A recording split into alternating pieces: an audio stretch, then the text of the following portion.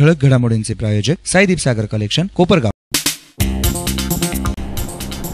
राहता शहरात मकर संक्रांतीच्या सणाला गालबोट, पतंग उडवण्याच्या नादात 18 वर्षीय तरुणाचा वीज तारांना चिटकून मृत्यू।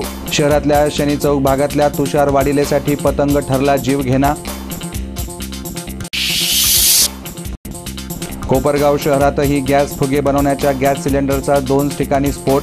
45 वर्षीय जुबेर पठाणचा दुर्दैवी अंत, तर दुसऱ्या घटनेत फुगे विक्रेत्यासह 5 जण जखमी।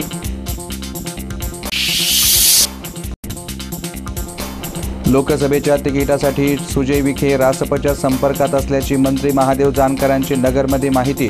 पारनेर विधानसभेसाठी निलेश लंकेही इच्छुक असल्याचे जानकरांचे संकेत। कांद्याला कवडीमोल भाव मिळाल्यानं संगमनेरच्या भोसदरी येथील शेतकऱ्यांना तिळगुळाऐवजी वाटला मोफत कांदा। कांदा घ्या आणि गोड गोड बोला म्हणण्याची शेतकरी नामदेव हांडेंवर आली वेळ।